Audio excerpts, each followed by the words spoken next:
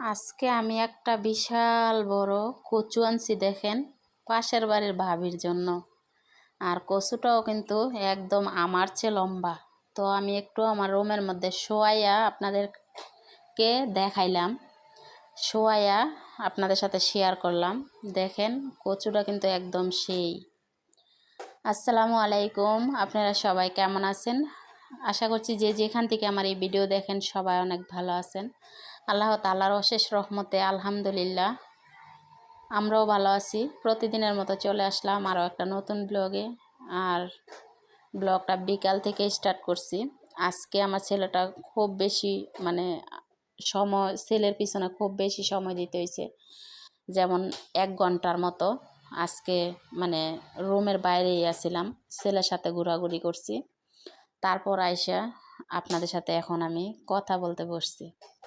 তো আসলে আপনাদের সাথে যে কথাগুলো নিয়ে আমি বসছি, কালকে একটা ভিডিও দিছি। সত্যি কথা বলতে কালকের এই ভিডিওটা পাওয়ার পর থেকে মনে করেন ভিডিওটা ছাড়ছি পর মনে হয় যে ভিডিওটা দেখছে আমার সাথে তেলে বেগুন যেভাবে জ্বলে এইভাবে জ্বলতাছে। কারণ এমনিতে আমার ঘরে চুরি হয়েছে, আমার বুদ্ধি ভালো না, ঘরে চুরি হয়ে গেছে, সব কিছু নিয়ে গেছে, এটা সেটা। তো এগুলা কথা তো বলতেই আছে আজকে 1 বছরের বেশি যাবত। আর বিশেষ করে এখন কিন্তু আমি আপনাদের সাথে শেয়ার করি, তার আগে কিন্তু আমি শেয়ার করতাম না। এখন শেয়ার করি, কারণটা আমি সহ্য করতে পারি না, এই কারণে শেয়ার করি। তো ছেলে মেয়ে নিয়ে সব কষ্টগুলা ভুলে থাকার চেষ্টা করি। তো এই জন্য আজকে একটু বাইরে সময় দিলাম ছেলের সাথে। আমার ছেলে বাইরে খেলা করছে আর আমিও ছেলের পিছন পিছন ছিলাম। তারপর মাগরিবের আজান দিছে, আমার ছেলে নামাজ পড়তে মসজিদে গেছে। তো আমি বাসায় পড়ছি, বাসা থেকে আবার যাই ছেলেরে আমি মসজিদেতে আনা লাগে না, আমি নামছি, ছেলে আয়া পড়ছে নামাজ পড়ে। তো আরও মানুষ আছে তাদের সাথে আর কি। তো যাই হোক, ছেলে মেয়ে নিয়ে দিনটা মোটামুটি বেশ ভালোই কাটছে, কিন্তু ভিতরের টেনশন আর কমছে না। তো ভিতরের টেনশন কমছে না কারণ কি, টেনশন কি দিয়ে কমবে? আসলে যে মানুষটারে নিয়ে সারা জীবন সুখে থাকতে চাই সেও তো আমার মন বোঝে না। যে মানুষটারে নিয়ে আমি চাই একটু ভালো থাকতে সেও তো ভালো থাকার চেষ্টা করে না, ভালো কিছু বোঝে না। তো আসলে দেখেন, বিপদ যখন আসে সব দিক দিয়ে বিপদ আসে। তো কালকে ভিডিও দেখার পর মনে হয় ভিডিও দেখার পর আমার সাথে তো তেলে বেগুন জ্বলছে। তো আসলে ঠিক আছে, জ্বলছে, আমি তো তাকে কিছু সত্যি কথা যেটা সেটাই আমি শেয়ার করছি। ওইটা গেল, তো ফোন দিয়ে বলছে যে আমি ওর জন্য টাকা পাঠাইতাম। তো দেখেন, আমি একটা মেয়ে মানুষ, হ্যাঁ, আমি এখানে কিভাবে খাই কিভাবে বাঁচি তার তো কোনো খবর নাই। আর তাছাড়া উল্টো আমার কাছে আরও টাকা চাইয়া বসে রয়েছে। এখন আমি কিভাবে টাকা দিব বলেন তো? আমার কাছে কি টাকা আছে আমি টাকা দিতে? তো তারপরেও আমি বলছি, দেখি আমারে 10 টাকা দেয় না, অথচ আমার কাছে টাকা দাবি করছে। তারপরও দেখা যাক, আল্লাহ ভরসা। আমি ঝগড়া এগুলো আমি পছন্দ করি না। আর আমি বাবা মায়ের সন্তান, আমার বাবা মা আমারে ছুঁড়ে ফেলে দিতে পারে না। এই জন্য আমি বাবা মায়ের এটা আনতেও পারি, বাবা মাকে স্বীকৃতি করতে পারি, এবং কি বাবা মায়ের ভালোবাসা পাইছি, ভালোবাসা পাই। বাবা মা কিন্তু কখনো সন্তান ফালাইতে পারে না, কারণ মানুষ, মা বাবা বলে কথা। তো কিছু কিছু বাবা মা কিন্তু সন্তান ফেলাই দিতে পারে, যারা কিনা অনেক বেশি বোঝে, তাদের নিজে নিজে অনেক স্বার্থ বোঝে এগুলো আর কি। তো স্বার্থপর বাবা মা আমার বাবা মা ছিল না, নিঃস্বার্থ ভালোবাসা বাবা মায়ের কাছে পাইছি, এবং এখনও বাবা মায়ের ঘর ভাড়ার টাকায় না চলতে পারি, খাইতে পারি। আমার বাবার কিন্তু ছেলে নাই, তারপরও আল্লাহ রহমত আমার বাবা মায়ের হেডেম আছে, বুঝছেন? তো আলহামদুলিল্লাহ, এটা আর কি। আমার সংসার করার ইচ্ছা, এই কারণে আরও আমি এগুলা করতে হয় বাধ্য হয়ে। আর না হয় আমার হাজব্যান্ড যদি আমার কথা না শোনে, আমার কোনো কিছু জানতে চায় না, তেমন কোনো কেয়ার করে না, তাইলে একটা নারী কখনো কিন্তু খাইব না স্বামীর ভাত। আমিও একটা সময় অনেক বলতাম যে আমি ওর ভাত খামো না, ওর সংসার করবো না। আমিও এক সময় বলতাম। তখন আমার বাপ মা ছিল, আমার বাপ মা আমার বুঝাইতো যে সংসার করো, সংসার করো, যেহেতু একটা মেয়ে আছে। তারপরে আমার ছেলে হয়েছে, তো সংসার করতে থাকো, আল্লাহ বাঁচাইলে আমার তো ঘর বাড়ি আছে, তো ভাড়া উঠাইবা, খাইবা, থাকবা, আল্লাহ যেভাবে চালা এইভাবে চলবা। মানুষ ফালাই দিতে পারবো, কিন্তু আমার সন্তান আমি তো ফালাই দিতে পারবো না।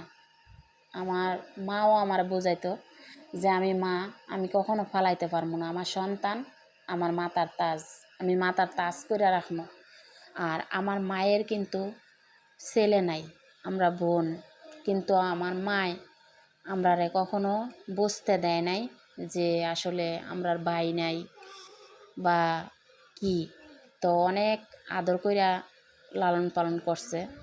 বিশেষ করে আজকে বাপ মা মরার পর থেকে আমি আরও ভিডিওতে আপনাদের সাথে আমি বলছি, বাপ মা মরার পর থেকে আমি বুঝি দুনিয়ার মধ্যে সুখ কোন জায়গায় আর দুঃখ কোন জায়গায়। সুখ দুঃখের মানে এটা আমি বুঝতে পারি, তার আগে আমি বুঝতে পারি না, কারণ আমার মা আমারে অনেক বোঝাইতো। আর বিশেষ করে সবচেয়ে বড় কথা হয়েছে আমার সাঞ্জুর কারণে আমার এই সংসারটা মানে বহন করতে হয়েছে।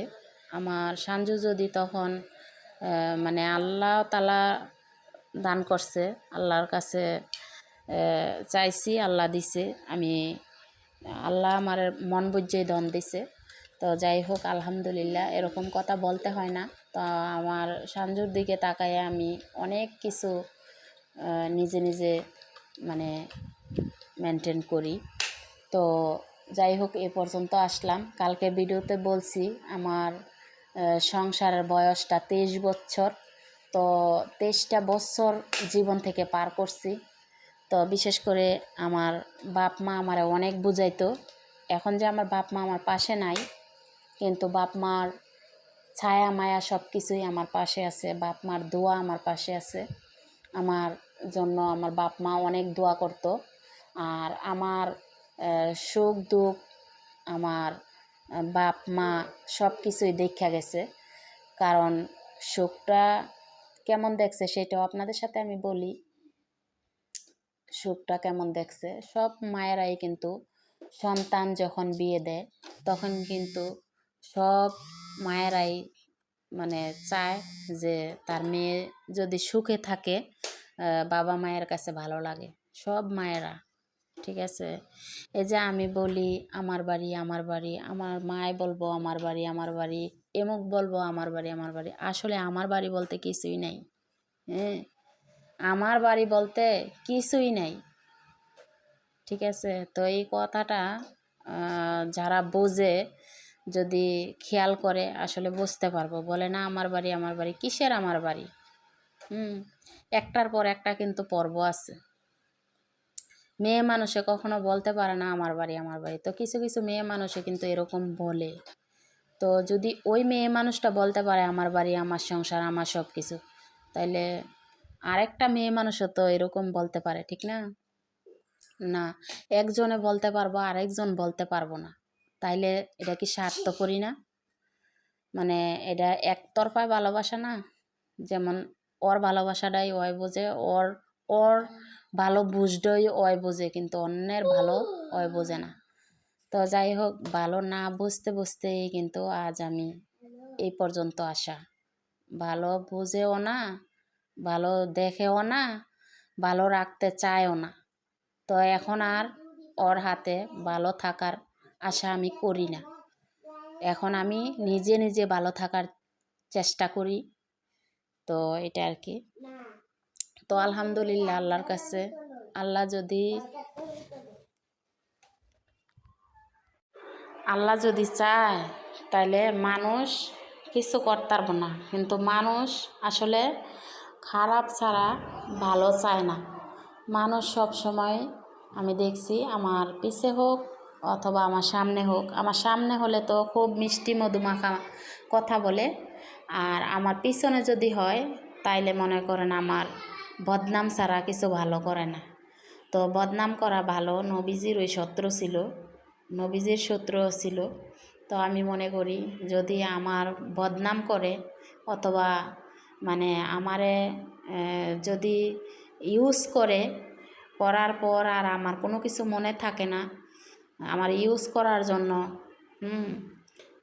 বাইল দেওয়া বা এটা সেটা বলা, তো আসলে আমি এইসব কথাতে আর জীবনেও কোনো দিন পাত্তা দিব না। কারণ আমার জীবনে এখন অনেক কষ্ট যাইতেছে, আমার জীবনে এখন আমার অনেক কষ্ট যাইতেছে, আর আমি অনেক কষ্ট সহ্য করতে হইতেছে। কিন্তু এই মানুষগুলারা মানে দেখে যে আসলে কষ্ট আমি পেয়ে সংসারে থাকি না আমি ইচ্ছা করে বের হয়ে যাই। আসলে হাত ধরার কথাটা যে বলছি, হাত ধরার কথাটা মানে মজা করছে যে আমি কালকের ভিডিওতে বললাম না যে আমার কালকের ভিডিওতে নাকি অনেক আগের একটা ভিডিওতে মনে হয় বলছিলাম যে আমি জীবনে জীবনে বিয়ে একটা ওই আমার হাজব্যান্ডের হাত ধরছি, আমি আর জীবনে ছাড়বো না। তো ওই ভিডিওটা নিয়েও অনেক মানে করছে। তো যাই হোক, আমার কোনো সমস্যা নাই, আমার কোনো সমস্যা নাই। আমি যদি ওই যদি আমার নিয়ে সংসার নাও করে, কিন্তু আমি যেভাবে আছি ছেলে মেয়ে নিয়ে আমি এভাবেই থাকবো। একজন মানুষ যদি একজন মানুষের না চায় তাহলে কিন্তু জোর করে কোনো কিছু হয় না। কিন্তু সব কিছুই ঠিক থাকতো, মানে ঠিক থাকা জিনিসটা কিন্তু উল্টা যে করছে তার বিচার যে আল্লাহ করে। সব কিছু ঠিক আছিল, ওর থেকে ওই যে বোঝাটা বুঝে, এই বোঝাটা এই মনে হয় কোনো বিশ্বের মধ্যে এরকম বুঝ কেউ বোঝে না। একটা নারী এত ইবলিশ বোঝা বোঝে, বাবারে বাবা, আমার জীবনের প্রথম আমি এরকম দেখি। তো আমার মতো অথবা অন্য অন্য কোনো নারীর মতো যে ভালোবাসা দেওয়া জানে না, আমি মনে করি ওই মরণের পর তারও মানে ভালোবাসা এরকমই হইব। সে মানুষ হইয়া আমরা ভালোবাসে না, আর আল্লাহ যদি ওরে না চায় তখন তো সব কিছু দিয়ে মানুষের পরীক্ষা করে, সব কিছু পাইয়া আর সব কিছু দেখা মনে করতেছে আমি রাজা। তো আসলে এই রাজা আল্লাহ তো সব কিছুই দেখতেছে। কারো হক, কোনো আত্মীয় স্বজনের হক ওই কেউ নষ্ট কইরা খাইতে পারে না। হক আদায় না করলে তার বিচার আল্লাহ একদিন ঠিকই করবো। এই হক আদায় করতে হইব, আর এই হক আদায় না করলে অনেক মানে তার হিসাবটা দেওয়া লাগে। তো যাই হোক, আপনাদের সাথে বলতে চাইছিলাম পাশের বাড়ির ভাবির জন্য কচু আনছি। তো পাশের বাড়ির ভাবি জানতো যে ওই কচু খাইব না, এই কচু উল্টো আমারে দিব। ওই কি লাভের জন্য বলছিল কচু আনতে, আর আমিও কচু নিয়ে আসছি। এখন দেখি ওই কচু না খাইয়া ওই কচু আমারে দিয়ে দিল।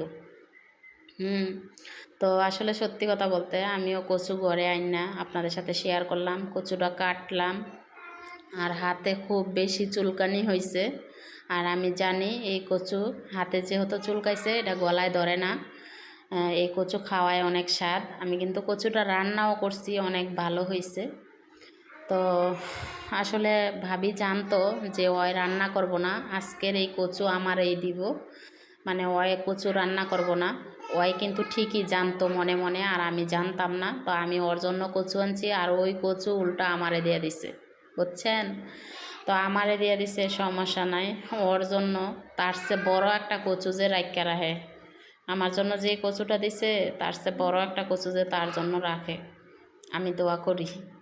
তো ওই কচুটা যাতে গলা ধরে বেশি বেশি করে, যারা কুটনামি করে, মানুষের বদনামি করে, বদনাম কইরা কইরা বেড়ায়, তাদের জন্য যে এটার চেয়ে আরও বড় একটা কচু রাখে। আর এই কচুটা আমি তো আপনাদেরকে এই যে দেখাইলাম কত লম্বা, মোবাইলের মধ্যে কেমন লম্বা দেখা যায় আমি জানি না, এই কচুটা কিন্তু আমার চেয়েও অনেক লম্বা। তো যারা আমার জন্য শয়তানি করে আর মানে মুখের মধ্যে বিষ নিয়ে চলাফেরা করে, তাদের জন্য আজকের এই কচু। তো পাশের ভাবির জন্য ছিল না এটা আর কি। এই কচু পাশের বাড়ির ভাবির জন্য ছিল না, যারা আমার জন্য কুটনামি করে, শয়তানি করে, কুটনামি অনেক করছে, তাদের জন্য এই বিষ কচু, বুঝছেন? পাশের বাড়ির ভাবির জন্য ছিল না, কুটনার জন্য ছিল। তো আজকের ভিডিওটা এখানে শেষ করছি। সবাই ভালো থাকবেন, সুস্থ থাকবেন, আল্লাহ হাফেজ।